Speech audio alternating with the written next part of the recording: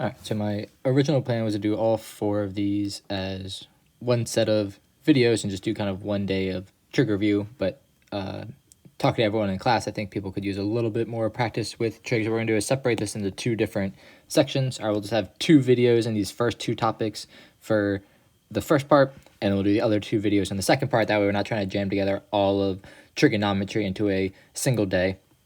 Again, hopefully this is something you have seen before, so some of it will be refreshers, some of the things you might have forgotten. All right, so we're going to start off with just talking about angles and radians.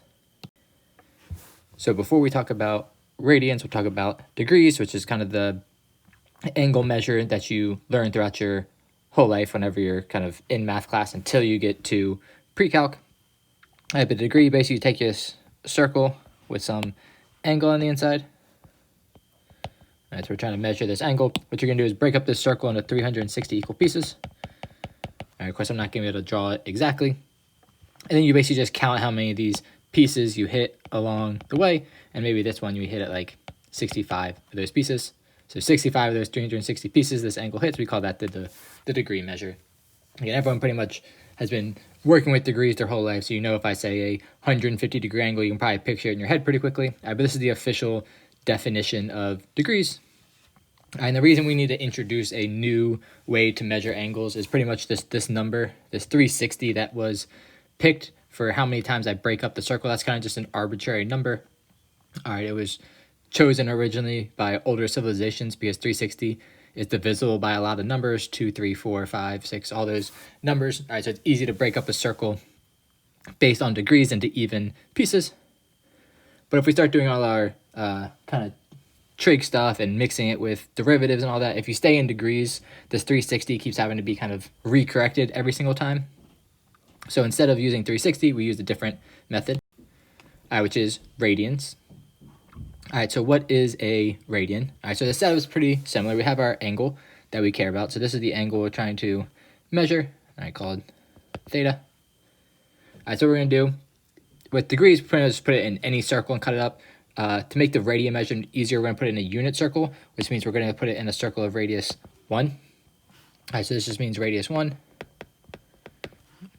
And the radius measure, all right, how big this thing is in radians, is the same as what's called the intercepted arc. So this distance along the circle that my angle hits, or whatever that distance is the same as the measure of the angle. So it relates the circumference of a circle to the angle of the circle.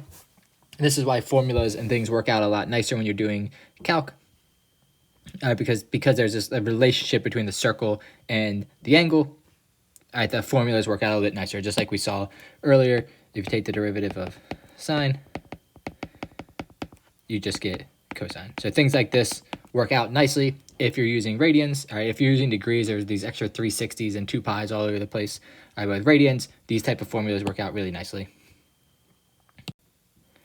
All right, so if we do a full circle for our angle, so we have our unit circle, we have our angle, and it rotates all the way around back to where it started with. What's the angle going to be? Well, in radians, we just need to figure out the intercepted arc. So how long is this intercepted arc? But you can see that's just the circumference of the circle. All right, the circumference of a circle is 2 pi r.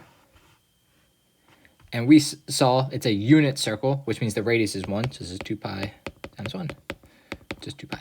All right, so this is the reason why when we're talking about radians, doing a full revolution, a full circle, is known as a 2 pi angle. Half of a circle is just going halfway around, so that's going to be pi radians. This is a really kind of important thing to remember from the start, that a full circle in degrees is 360. We already know that. All right, doing a 360. But now in radians, it's going to be 2 pi. Doing a half circle would be 180 degrees. In radians, it would just be pi. And the very last thing to talk about in terms of angles is that, well, we start with our angle, and there's kind of 2 different angles you could care about. You could care about taking this angle and rotating it up that way or that way. But I'm rotating the same amount, so we need a way to tell which ones is which. And basically it just depends on what direction we're going. So if we're going counterclockwise, which is this way, we're going to say that's a positive angle. All right, so anytime we're kind of spinning around this way, we're going to get positive angles. We just go the opposite direction. That's going to be negative angles. So if we're spinning clockwise like this, that's going to be negative angles. So we put all that together. We can talk about angles that are bigger than 2 pi or less than 2 pi, as long as we just keep doing these rotations around in the positive or negative direction. So that's a review of radians and angles that we'll need to talk about the trig functions.